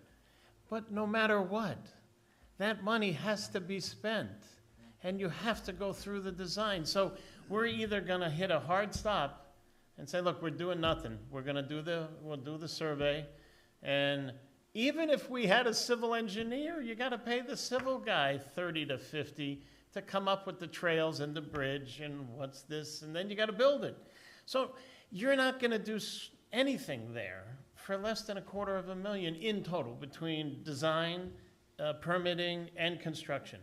So we're just spinning our wheels. If we've gotten to the point where we're so afraid that the sky is going to fall, and I'm not discounting that it might, then we need to just stop, because we're not doing anything other than delineating wetlands. We don't need to talk to any more of the public, whether it's the silent majority or the vocal minority. We don't need to talk to them. We have the survey, we have the minority, we have all the information we can possibly get, other than the voter at the poll. And we're so far away from a voting booth, it's not even worth discussing. I mean, we're taking a deep breath over asking to spend $150,000 to build a structure that's going to be multiple millions. I mean, we're just delusional if we can't even consider a $10 million structure.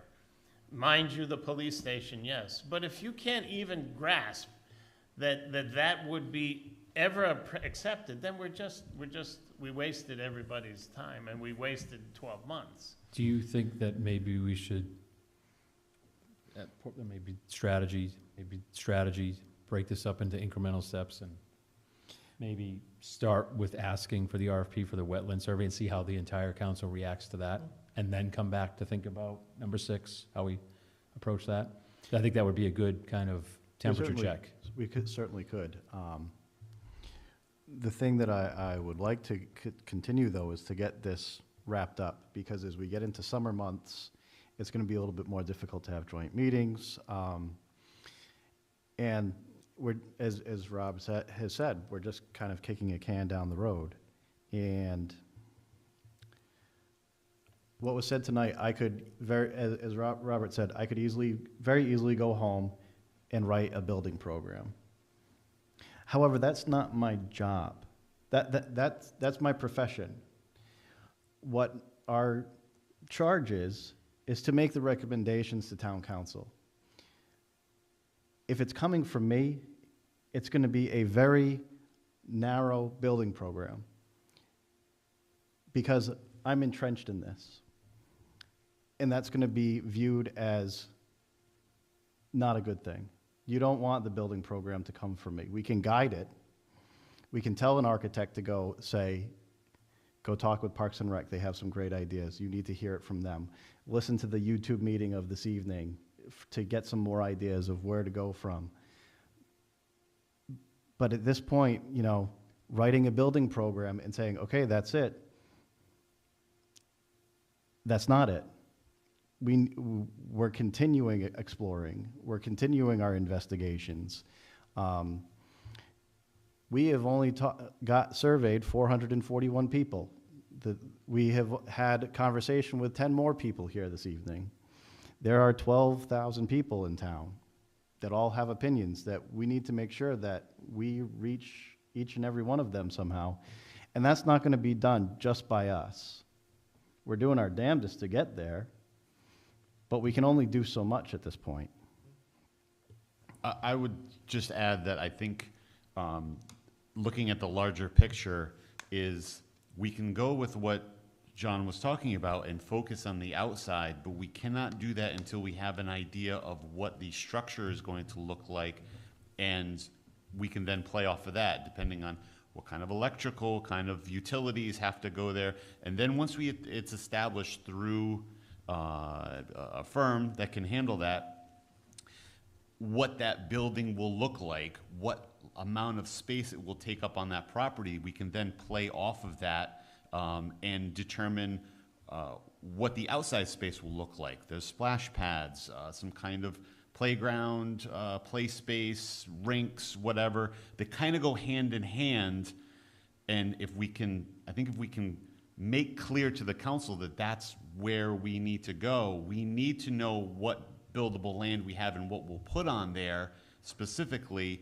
And then once we know that, we can go to that outdoor space. If we cannot determine that, then I think at this point we cannot go forward, because we can continue to talk and talk and talk, but if there's no action and there's no progress forward on that, then I don't see the value of continuing. So I think if we can, maybe it is better at this point to go with the wetland survey, get that out there with an eye towards whether it's in the summer months or in the fall, depending on how quickly we can pull that together, to have a joint meeting. Maybe they shouldn't be together, but there shouldn't be a tremendous amount of space either, because we need to continue to progress forward. And we can talk as much as we want to all these groups, and then eventually it just becomes talk and we don't have anything concrete that we can then work off of. I think we got a lot of good information from the seniors and from Park and Rec. And Allison for the library basically said, it's not a good place to put a library. However, we can put down that the library needs some space, but this is an appropriate place for it. I think we can summarize that we need a multifunctional building. We've talked to seniors, we've talked to Park and Rec, and say, based on that, we really need a design engineer to put all these facts together. How specific you want to get in this request to the council, I don't know. But I think you don't want to get lost in the forest with the trees. I think if you give them a broad, simple statement, a multifunctional community center, that's enough. And we've talked to the people who need pieces, or who need... Who have a stake. Yeah, what their stake is. That's it. We don't need to go further. Yeah. We've surveyed the community. We're surveying now the groups that will be impacted by what we put there. It's pretty clear. So now, as a committee, we evaluate it and we put together the summary. I don't see a problem. I think that Bob brought up a good point. I think that Frank brought up a good point. The library doesn't want that. If you make that a library, it's over. There's no multifunctional thing. But really to speak of. not true. I think what Jeff, Libraries that I work on every day have become community centers. They incorporate seniors, they incorporate kids, they incorporate a wide array of a lot of people. And if we go down the road where we're just going to partner with the Y, we're dealing with folks that are just going to be more active in recreation, but we leave out a certain demographic that's more interested in reading and the arts and what have you. But I think leaving the library out while it is already maxed out at their current location, it would be doing them a disservice if we didn't at least explore a potential with them. And that's what everything is tonight. It is, as I said earlier, this is getting everything out on the table. This gets all the ideas out, it puts it out there, and then that's when we bring in the design team to look at it, evaluate it, study it further, figure out how the overlaps, how things can work together, how things might not work together.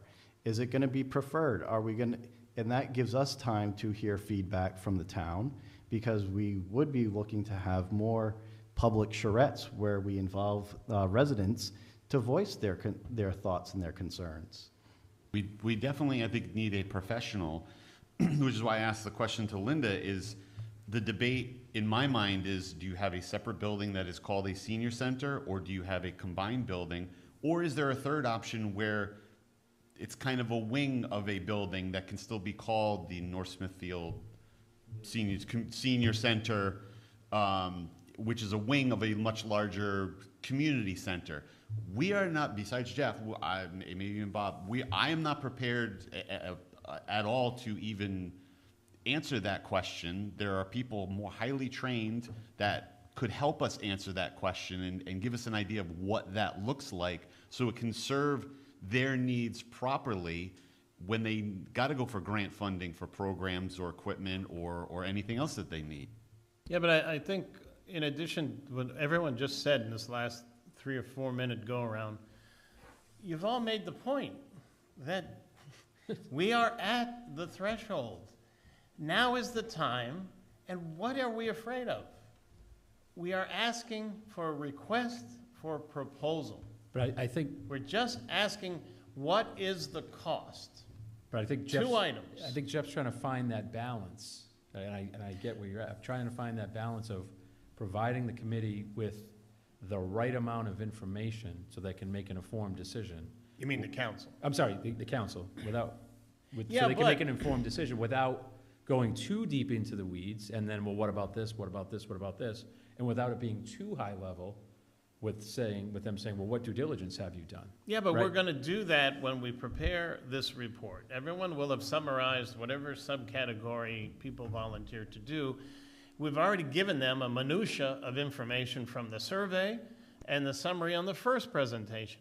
They have it. Now, yes, we'll clean it up again and do it again, but we're at a crossroads.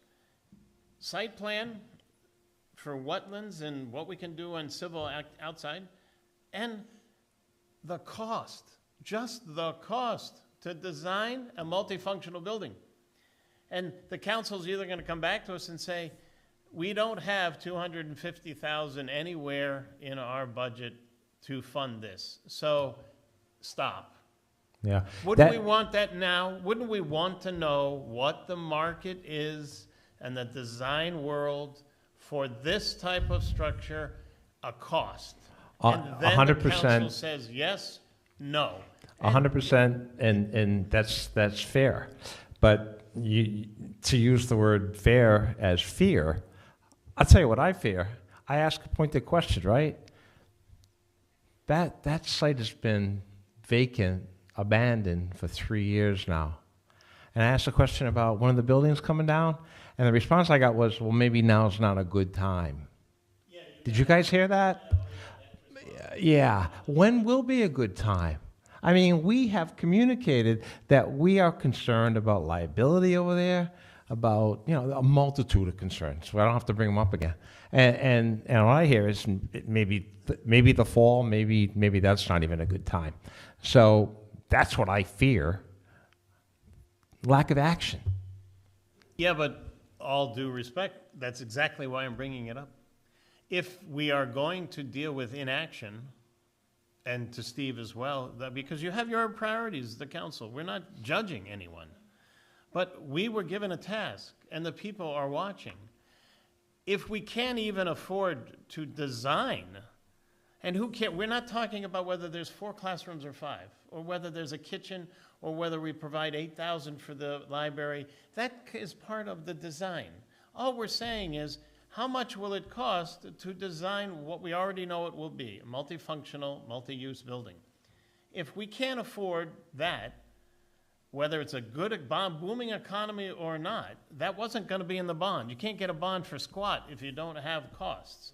So everybody knew from the beginning, we've built too many buildings in this community not to know that you have to fund the design to get to the point where construction can be discussed.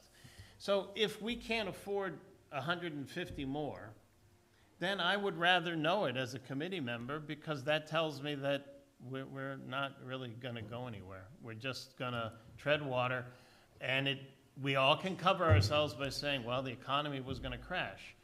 But I have no confidence that in a year and a half, if the economy levels off, I was never given the answer that, yeah, then we will have 150 that we can pay for the design engineer. We don't even know that. We don't even know what it's going to cost to design, and that's why I wanted the RFP. What is the fear of getting the proposal? I don't understand. So, I think I mentioned this a couple meetings ago, during the capital improvement planning board review, I had requested that $120,000 be put into the budget for that. I believe at current standing, it was cut to $60,000. I don't know where it stands currently as far as budgeting goes, but that's the last I had heard. In your opinion, that wouldn't be enough? It wouldn't be the greatest master plan. There could be some ambitious architect that would take that on, but we'd keep a closer eye on.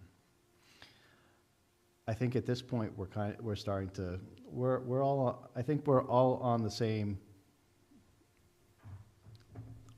highway, going the same direction. We might just be in different lanes at this point. What I would like to do is round out this report, and then we can have one meeting solely dedicated to it. We can redline it, we can take things out, we can put things in. But what I'd really like to see happen is it get completed first. It's always in my mind that we were requested to do further investigations, and the thing that I'm thinking of is just being able to provide the backup. So, as the younger generation has been saying, provide the receipts.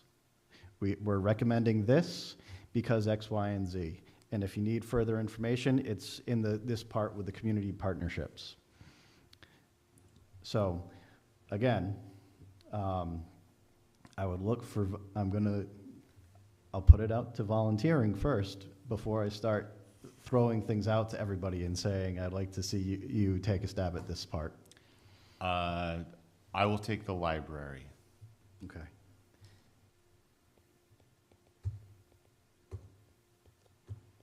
I'll take the arts and that other summary grid of the community centers, Okay. which I'll send from my personal email this time instead of my work email. Okay, thank you. So then that leaves us with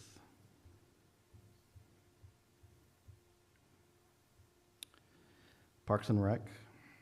Yeah. Okay, so we have Mr. Gerton for that. Conservation Commission I'll take on because they weren't here.